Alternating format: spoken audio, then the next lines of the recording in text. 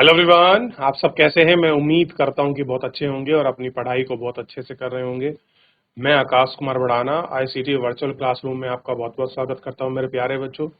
जैसा आपको पता है मेरे प्यारे बच्चों, बेसिकली हमारी आपका जो है 10th क्लास है और 10th क्लास में हम लोग ज्योग्राफी देख रहे हैं और उसी में हमारा लेसन नंबर 6 चल रहा है। और इसी में हम बात कर रहे थे विनिर्माण की। किसकी बात कर रहे थे? विनिर्माण की हम लोग बात कर रहे थे कि विनिर्माण क्या है। ठीक है, तो हमने बहुत सारी चीजों को पढ़ा, कुछ हमने आपका इंडस्ट्री वगैरह को आपको देखा। इसी में कल के लेक्चर में हम लोग ने जो है जो बहुत सारी इंडस्ट्रियां हैं वो आपका पढ़े। जैसे हमने लोहा इस्पात पढ़ा और एल्युमिनियम इस्पात जो इंडस्ट्री है उनको पढ़ा। एल्युमिनियम जो आपका स्मेल्टिंग है, ठीक है, ये देख लिया। और ये देखने के बाद हमने बॉक्साइट, कच्चा कोयला, इन सबको देखा। ठीक है, उसके बाद सीमेंट जो उद्योग है उनको पढ़ा हमने। फिर मोटर उद्योग को देखा। ठीक, मोटर उद्योग को हमने आपका देख लिया। तो कल जो था हम लोग इसमें आपका जो था रसायन उद्योग और आपका सीमेंट उद्योग को देख रहे थे। इनको देखने के बाद आज हम लोग इंफॉर्मेशन बेस्ड जो टेक्नोलॉजी है उस पर हम लोग बात।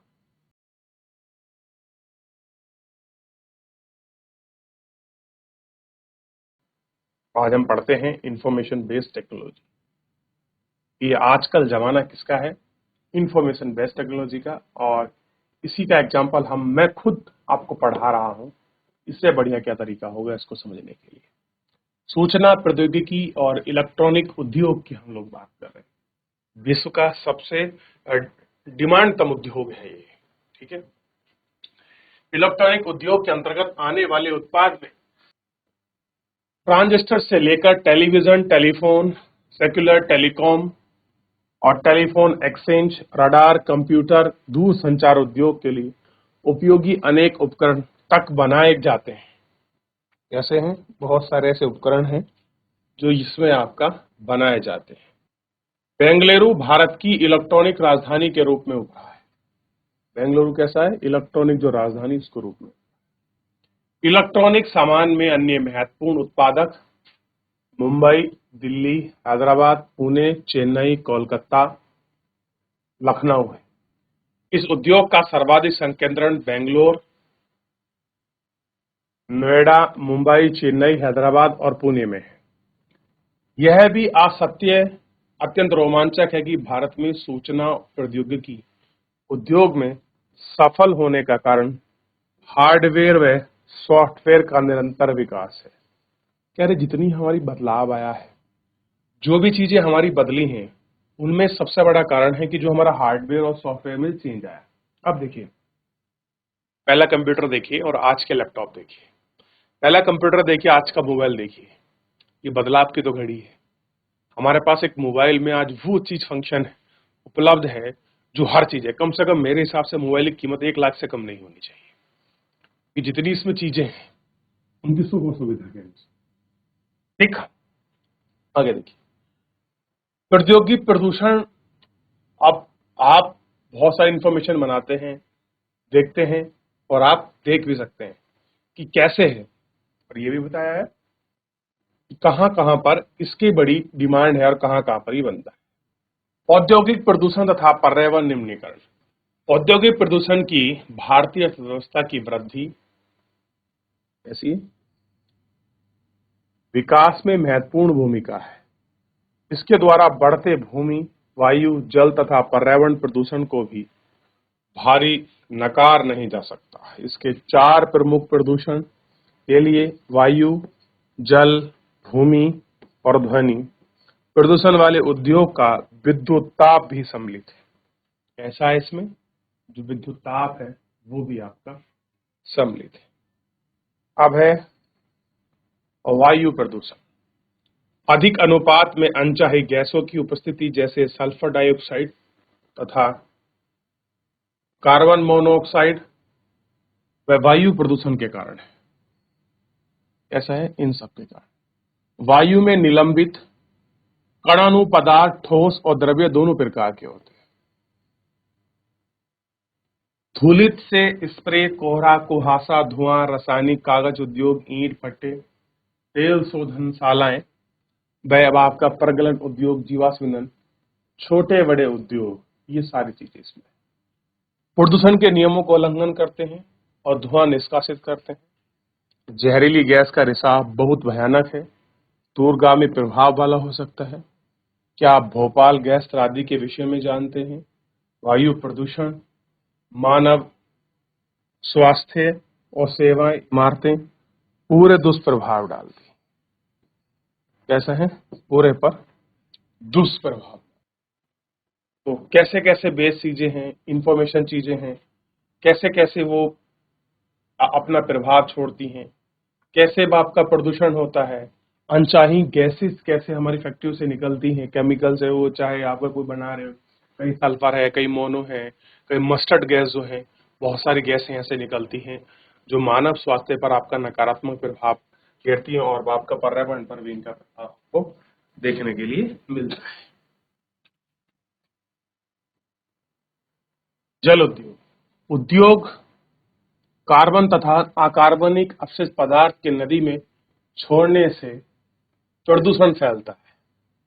जल प्रदूषण का प्रमुख कारक कागज, लुगदी, रसायन, वस्त्र, रंगाई, तेल शोधन शाला, चमड़ा, इलेक्ट्रॉनिक उद्योग जो रंग अपमार्जक, अम्ल, लवण, भारी धातु जैसे अपमार्जक और आपका जो है धातुएं आपका शीशा, पारा, कीटनाशक, उर्वरक, प्लास्टिक, रबड़ सहित कृत्रिम रसायन जल में वाहित करते हैं। भारत के प्रमुख अपशिष्ट पदार्थों में फ्लाई ऐश, फोकोजिस्टम और लोहा इस्पात की भी जो है अशुद्धियां है। तो बहुत सारी चीजें आपका यहाँ पर भी आपका पाई जाती हैं। आप देखते हैं जो जल प्रदूषण हो रहा है उसका प्राइम कारण क्या है? तो जो हमारे कागज इंडस्ट्री से आपका निकलने वाला जो आपका केमिकल है, रसायन से, और वस्त्र की जो आपकी रंगाई होती है, जो केमिकल रंगों का प्रयोग होता है, उन सब चीजों से जो हम लोग तेल आपका फिल्टर करते हैं, जो हमारे आपका लेदर इंडस्ट्री है, इलेक्ट्रॉनिक जो आपका प्लेटिंग बनती है, उनकी वजह से रंग अपवर्जक और जो आपके लवण है, आपका शीशा है, आपका पारा है, कीटनाशक है, उर्वरक है, और जो हमारे रबड़ बनती है, ये सारे ऐसे हैं जिनको बनाने के लिए बहुत हैवी केमिकल लगते हैं, जिनके सूंघने मात्र से हम लोग बेहोश हो सकते हैं, हमको प्रॉब्लम हो सकती है। आप कभी देखिए रोड पर, कभी अगर आपका रबड़ के टायर जब कभी अचानक ब्रेक लगती है तो उनमें से आग से निकलती धुआं उठता है, बदबू आती है। आप सोच कर देखिए जब बनते हो तो कितनी बदबू आती होगी, या कैसे उसमें धुआं निकलता होगा, जो मानव शरीर के लिए कितना नुकसानदायक हो सकता हो।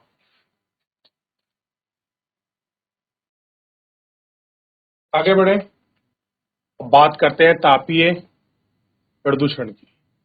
जब कारखानों और ताप घरों से गर्म जल को बिना ठंडा किए नदियों तथा तालाबों में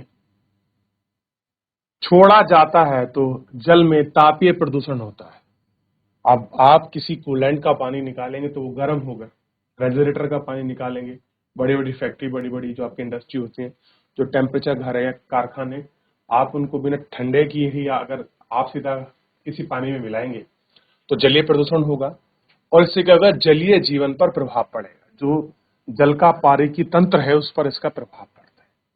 परमाणु ऊर्जा संयंत्र के अपशिष्ट व परमाणु संयंत्र के उत्पादक कारखाने जैसे कैंसर, जन्मजात विकार, अकाल प्रवास बीमारियां होती हैं। आप देखते हैं किस जगह पर, अगर आप मान लीजिए कोई आपके पास में नदी है, आपके पास घर रहते हैं, आपने वहां का पानी पिया नल से, चाहे कितना ही गहरा क्यों ना हो, तो आपको बहुत सारी विकृति हो जाएगी, बच्चा पैदा होगा वो आपका विकलांग होगा, मानसिक अपंगता बनी रहेगी, बहुत सारी बीमारी आपको पकड़ लेंगी, स्किन डिजीज संबंधी आपको चीजें हो जाएंगी। क्लियर है? मृदा व जल प्रदूषण आसपास से संबंधित है। मलबे का ढेर, विशेषकर कांच, हानिकारक रसायन उद्योग, बहाव, पैकेजिंग, लवण, कूड़ा करकट, मर्दान अनुपजक बनता है। वर्षा जल के साथ साथ प्रदूषण जमीन से रिसते हुए भूमिगत जल तक पहुंचते हुए आपका प्रदूषण कर देता है। कैसे वो आपका पहुंचता है, कैसे प्रदूषण करता है, आप इसको अच्छे से देख सकते हैं कि तापीय प्रदूषण कैसे वो आपका प्रभावित करता है, ये आपको देखना है। ठीक है, तो बहुत सारे हैं, आप देखेंगे बड़े बड़े आपके परमाणु संयंत्र लगे हुए हैं, कितना पानी उसमें जो भारी जल है जिसे हम आपको डिटोरियम बोलते हैं, अगर वो गरम गरम आप छोड़ दोगे तो जो जलीय तंत्र है उसमें जल के अंदर पौधे हैं, जीव है, मछली है, कंका, बहुत सारे ऐसे जीव हैं जो भाप का मर सकते हैं, उनके जलीय तंत्र पर भाप का प्रभाव पड़ेगा, मरे भी नहीं। ठंडे होकर जो उसमें चीजें मिली, जो आपका केमिकल या वेस्ट था, वो पानी में बढ़ेगा और पानी की पीएच वैल्यू को घटाया बढ़ा सकता है। और उससे क्या होगा, बायोलॉजिकल ऑक्सीजन डिमांड में आपकी दिक्कत होगी, वहाँ की वनस्पति, वहाँ के जीव जंतु को सांस लेने में कितने प्रॉब्लम होगी, उनका नर्वस सिस्टम और क्या प्रभाव पड़ेगा, या उनके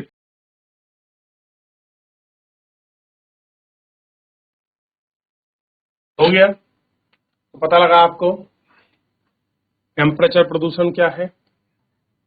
कुछ आपका सॉफ्टवेयर आपका इंडस्ट्री है जो बड़ी फेमस है, जहां पर सॉफ्टवेयर बेस्ड आपकी इंडस्ट्री चल रही है। जैसे आप श्रीनगर देख सकते हैं, पंजाब का मोहाली, यूपी का नोएडा, राजस्थान का जयपुर, गांधीनगर गुजरात में, मध्य प्रदेश में इंदौर, पश्चिम बंगाल में कोलकाता, उड़ीसा का आपका भुवनेश्वर, विशाखापट्टनम, हैदराबाद, मुंबई, पुणे, बेंगलोर, मैसूर और चेन्नई। ये क्या है? ये आप देखते हैं इंफॉर्मेशन टेक्नोलॉजी के बेस हब है। यहाँ पर सॉफ्टवेयर इंडस्ट्री और सॉफ्टवेयर के साथ हार्डवेयर इंडस्ट्री जो है यह बहुत पनपती है।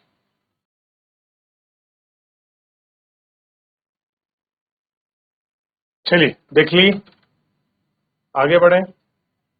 अब बात करते हैं नॉइस पोल्यूशन। ध्वनि प्रदूषण के बारे में पढ़िए। ध्वनि प्रदूषण से खिन्नता और उत्तेजना ही नहीं, वरना श्रवण अक्षमता, हृदय गति, ब्लड प्रेशर, उसको रक्तचाप कहते हैं, हार्ट अटैक, जो हार्ट स्पीड है, अन्य कार्य की व्यवस्था भी बिगड़ती है।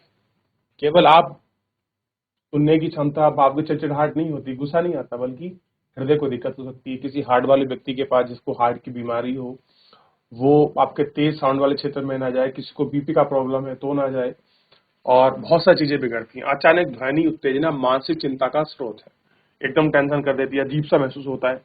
औद्योगिक तथा निर्माण कार्य तथा कारखानों के उपकरण, जनरेटर, लकड़ी के चीरने, कारखाने, गैस यांत्रिकी, विद्युत ड्रिलिंग आदि से भी ध्वनि उत्पन्न होती है। जो विद्युत ड्रिलिंग होती है ना, तो आप देखते हैं पहाड़ों में ड्रिलिंग की होती है, इस तरीके से जनरेटर चलता है, आप देखते हैं ऐसी बहुत सारी आवाज आती है।